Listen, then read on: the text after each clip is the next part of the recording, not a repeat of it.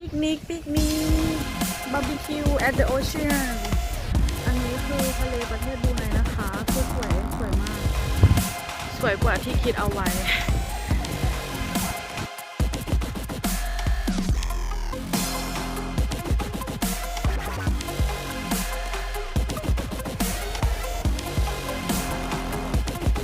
กินส้มตำที่ทะเลนะคะ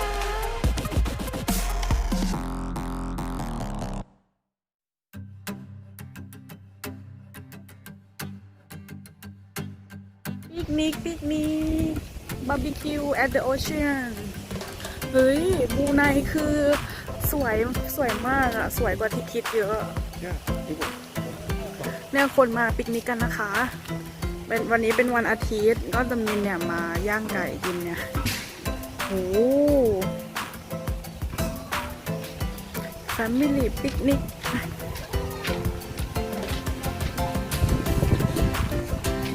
Baby, Brunei is more beautiful than I expect.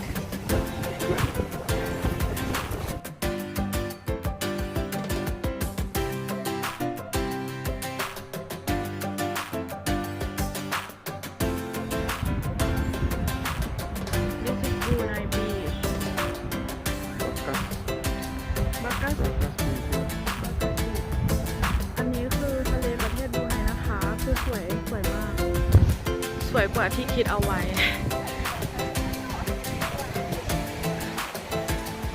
เดี๋ยวเราจะมาหาที่นั่งแล้วก็ตำส้มตำนะคะ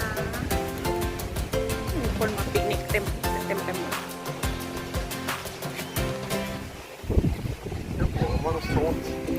Yeah. Shall we walk down?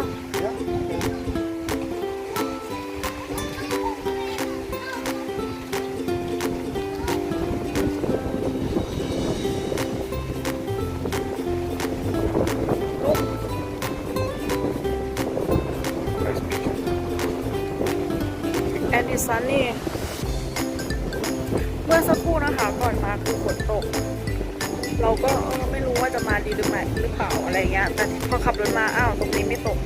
โชคดีไป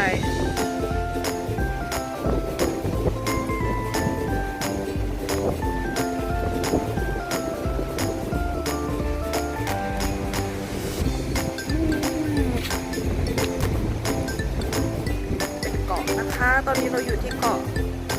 บอร์เนียวไหม Are we at Borneo Island Yeah, it's Borneo. อยู่เกาะบอร์เนียว ประเทศบรูไน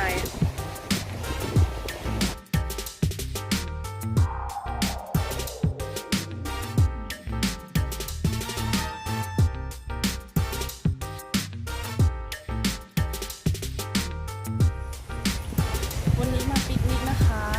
ที่ทะเลบรูไนเนาะ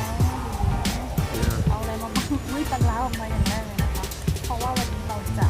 มาตำส้มตำกันนะคะน้ำจิ้มไก่อ้อย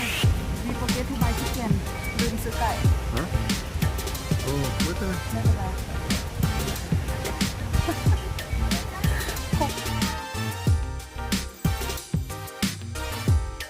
ก็มาค่ะฝากเอามา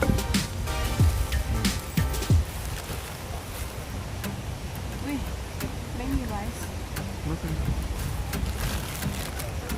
โรบ Oh, this is sharp. This thing. บิ๊กก็มาแล้วค่ะ Just a little bit. Go get some chicken. Maybe it's enough. โอเค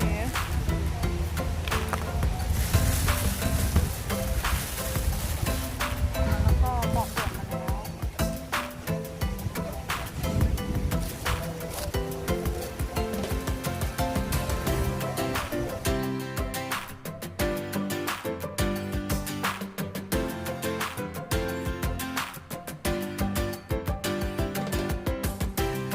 เฮียไปไหนมานั่นน่ะได้อะไรมาเยอะแยะเต็มสองมือเลย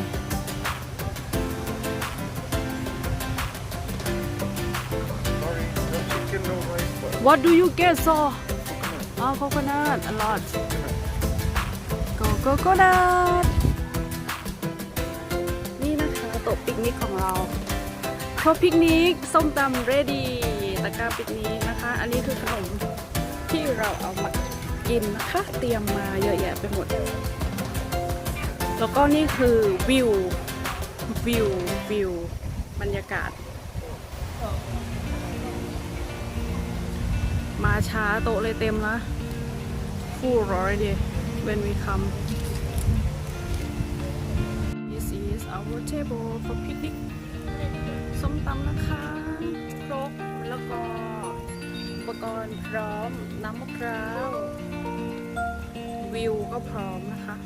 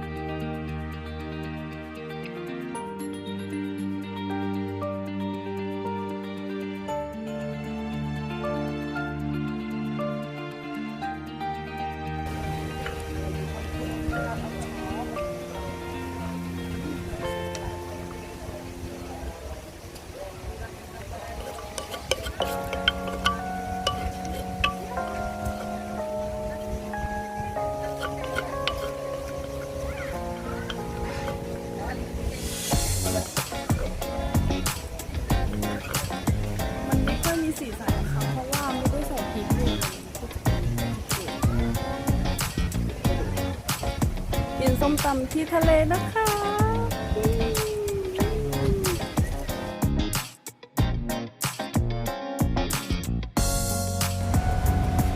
Somebody eating ส้มตำ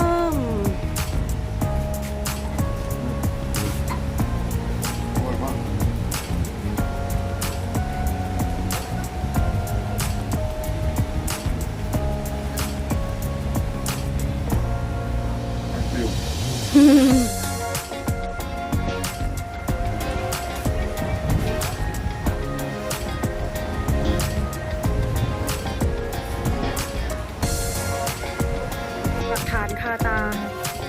I'm done. ลูก What? อร่อยจริง Yes. กินหมดเลยเก่งมาก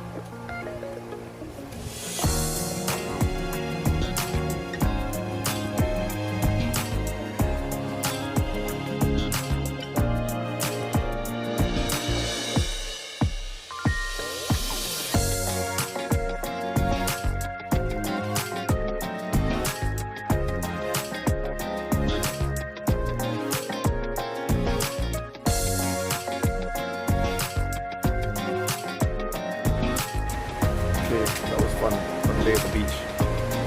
Was it?